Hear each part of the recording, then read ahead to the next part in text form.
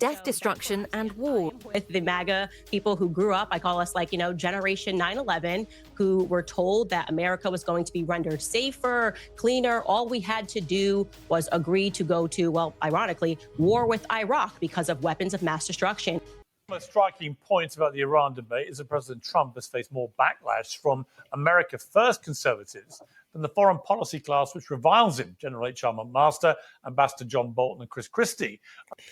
In this video, family, we're going to jump into two things. We're going to deal with the childless Supreme Court justices, childless politicians who I say should not be allowed to serve and govern human beings when they chose specifically and intentionally not to engage in the most important act of the survival of the human species, which is the reproduction of the human species. But in this point, we're going to look at Piers Morrison, Candace Owens, and they're going to break down this Israel-Iran conflict. Among those on TV praising the president, all of whom have previously described him as unfit to be president, and much more unflattering things than that. But the strongest opposition to the US attack came from within the MAGA base itself. Those on the Tucker Carlson and Steve Bannon wing of the movement believe the no more foreign wars principle is not only integral to the MAGA movement, but the entire reason it started in the first place. I interviewed three prominent conservatives, very different takes on this vexed debate at various different stages yesterday, including as news of the Iranian retaliation was breaking. Candace, welcome back to Uncensored. Thank you. It's good to be back, just in time for World War III. Well, yes. Well, before we get there, how is motherhood treating you? Motherhood is treating me great. I'm exhausted, as is to be expected with a newborn, but always a blessing. Well, indeed it is, and I wish you all the very best with that. Okay, let's talk about impending World War III, as you put it. You are implacably opposed to what both Israel and now the United States have done here. Why? Yeah. Because, well, first and foremost, just on the MAGA movement level, Trump came out and he gave us a promise that we were not going to be involved in wars. And I'm going back to 2015. Why did people get so excited about Donald Trump, who was then an unlikely candidate, who was being smeared by the media as being Adolf Hitler? Well, it was because he recognized that the American people were being forgotten while we were giving billions of unaccounted billions, by the way, for these never-ending wars. And so it's one of the earliest reasons that people got behind him and got behind his vision.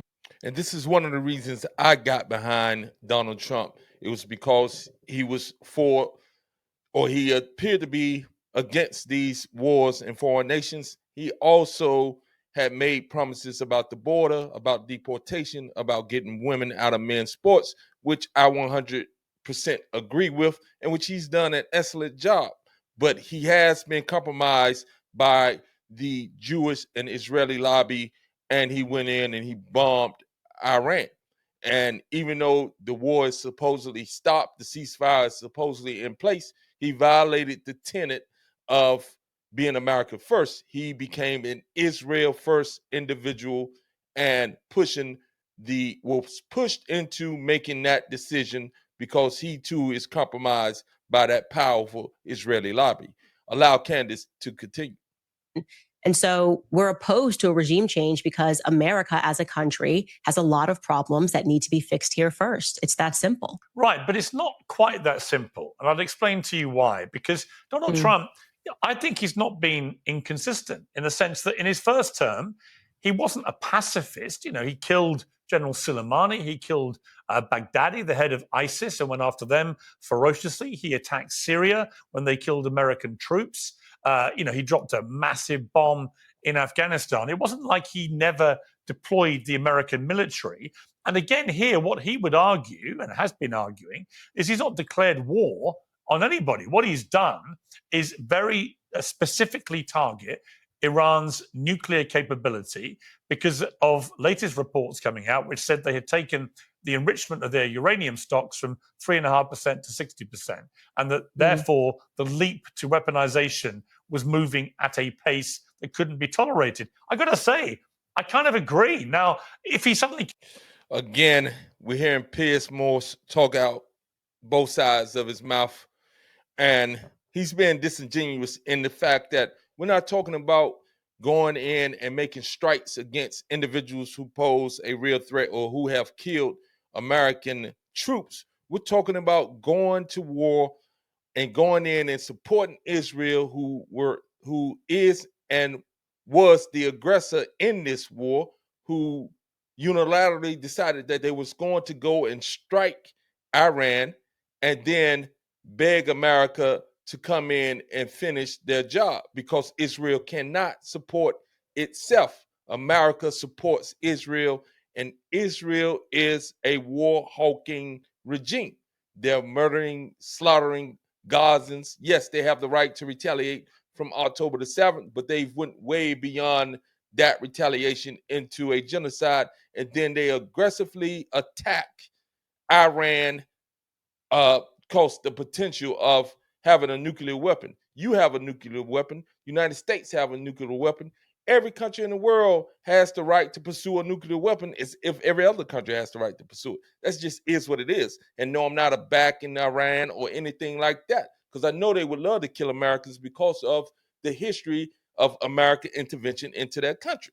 So this is what it is. So again, yes, we are against his being corrupted and compromised by the Israeli lobbyists and the American Jews, and forced to go in and violate what he had told and what he ran on when it came to his American first policies. Yes, okay, he didn't kill anybody, but he still went on the behalf of Israel and dropped the bomb, and this act in and of itself makes American citizens like you and I that much more vulnerable to retaliation once and if they get a chance, especially with Biden having that border open for 4 years.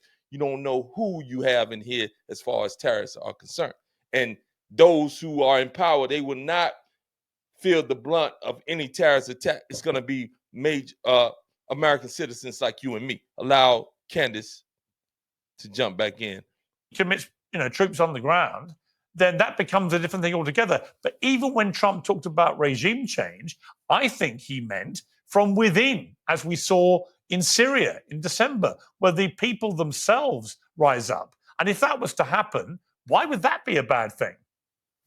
Okay, so you're asking a lot of questions here. So first and foremost, the idea that you have to formally declare war on like a piece of paper in order for war to happen is a little bit ridiculous. I mean, he dropped bombs. He dropped bombs in Iran. So yes, we are a part of this war, whether we like it or not. Iran is now speaking and saying that they're going to shut down the Hormuz Straits. There's going to be impact on oil. Why would they do that? Why would they do that when the main victim of doing that would be Iran? I mean, 50% of China, of the traffic of stuff through there is for China, which is one of their allies. Don't care, not my business. The point that I'm making here is that to make the assumption that you can just drop bombs on a country and then say, well, you know what, we didn't formally declare war is patently ridiculous. I think that is just patently ridiculous. What about when he killed General Soleimani, one of Iran's top military commanders? Sure, an assassination, a strike, and that, of course, came with some risk. It's a little bit different to be flying out B-6 bombers in the middle of the night and dropping bombs at the behest of Bibi Netanyahu, which brings me to the second point.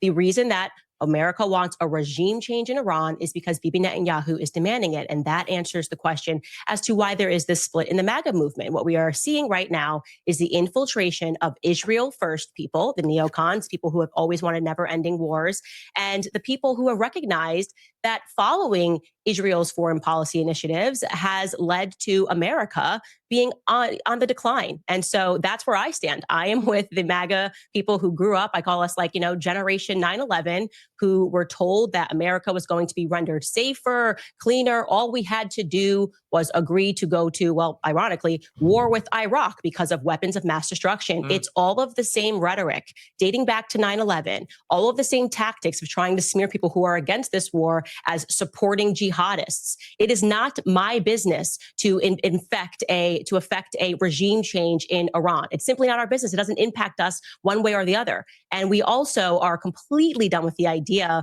that with this decades-long idea that we're doing it to spread democracy because we believe in international liberalism. There was no imminent threat to the United States when Trump made this decision to do what Bibi wanted. And I want to be clear here. This was not Trump's decision. It was Bibi Netanyahu's decision. I agree with her 100%. Again, Trump has been compromised to the degree that Israel has control over the actions when it comes to foreign policies that Israel want pushed forward. And Benjamin Netanyahu is indeed a war criminal in my eyes. And Trump being compromised and bending the knee to Israel, to the Jewish lobby, to those individuals who funded him, who are Jewish American. He bent the knee, he went and he did what they wanted to do against what those of us who are not MAGA, who are not Republican, who voted for him based off him not getting into foreign wars or not supporting Israel to the detriment of America, to him securing the border, A+, to him deporting individual, A+, to him reclaiming the economy, A+. But he gets an F- for bending the knee and being compromised to go in and drop bombs on the behalf of an aggressive war-starting nation, which is Israel in this case. It is what it is. Now we're going to switch gears a little bit, and we're going to talk about these individuals who are in Congress, these individuals who are judges, these individuals who are Supreme Court justices who did not participate in the most important thing that you and I have to do in order to secure the perpetuation of the species, and that is the reproduction of life. So how can these individuals be able to govern human life when they chose not to participate in human life? They have no blood line into the future, so they cannot be concerned about the future because they have nothing that is of blood that is leading off into the future, i.e., children, grandchildren, great-grandchildren, etc. They have nothing that's coming from themselves that will lead into the future, and now they are the ones who are governing and making laws that govern other human beings. It makes no sense. Childless individuals should not be able to participate in the governing of other human beings. It makes absolutely no sense. This should be a move or a petition where those of us who understand the importance of individuals committing to the perpetuation of the species, that is important when it comes to them being in positions to govern the species. No childless human being should be making laws to govern other human beings in any governmental position. That is president, that is a judge, local, federal, state, etc. That is Supreme Court justices, especially these individuals. And this is why you get a lot of these wars coming from those childless individuals on the right, such as Lindsey Graham, who is a despicable human being who only speaks about wars, who has never been an individual that has participated in life. He hasn't participated in bringing life onto this earth, but yet he wants to send in troops. He wants to always be a part of war. He's unmarried, he's childless, and he's making decisions that affect married and childbearing individuals. This individual is a disgrace to any human being on the planet, and he is indeed not fit to be in any position making laws and rules, but yet South Carolina keeps on reelecting him. Something is wrong with these individuals in South Carolina. They don't think at all. And then we have Elena Kagan. I believe this is a Supreme Court justice. And she, too, is a childless individual, to my understanding. I don't even know that she's even married. She may be married. But Lindsey Graham, let me get back to him. He's unmarried and childless. And he's governing and making decisions for married and childbearing people. Makes no sense. Her, Elena Kagan, I believe that's her name. Her too. Childless human beings making decisions that will go on into the future, especially coming from the Supreme Court. And she has no vested interest in the future. through her bloodline. None. So she should not be allowed as well. And then we'll bring up Sotomayor, another individual. I'm pretty certain that I got these individuals correct when it comes to not being individuals who have children. Don't know that she is married or not, but we know that she doesn't have any children, and she is a Supreme Court justice. This is ridiculous. How can we hone in on individuals governing us who refuse to participate in the most important behavior known to man, and that's the reproduction of life, but yet they want to govern life? It makes no sense. I'm talking about intentionally childless individuals. I'm not talking about individuals who didn't try to have children. And to be honest with you, I don't know that she did or that Elena Kagan did or not. We know that Lindsey Graham, pretty sure he hasn't. And even with that being a caveat, they shouldn't be judging and making laws that can be perpetual into generation after generation when it comes to governing human beings and when it comes to the laws of this nation. It makes no sense. With that, we're going to bring up Tucker Carlson and allow him to talk about individuals, and he'll repeat this, but he's talking about individuals who are in the engineering aspect, childless individuals who never want to be childbearing, making decisions that could affect humanity. So allow us to bring Tucker on board, and let's see what Tucker has to say. Stupid childless software engineers in Northern California to like flirt with the extinction of mankind. So no, previous generations would be like, what? No, stop. You don't think that we understand more today? We understand way less. We understand. So again, if you heard that point, he made a significant point, in my opinion. He is stating something that is absolutely right.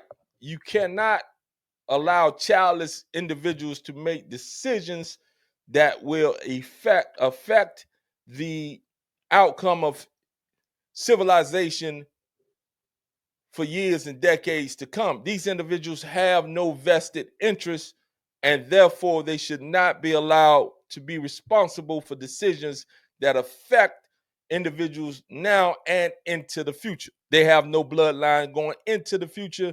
They have no desire to participate in the most important part of the species, that is the reproduction of the species. Therefore, they cannot and should not be allowed to govern the species. If you like the videos, please like, subscribe, and comment. I have a fitness channel as well. It's called Monte's Fitness. I'll leave the link in the description. Again, sending you peace and always love. Thanks for your support. Please like, share, and comment. Sending you love and always peace. Peace.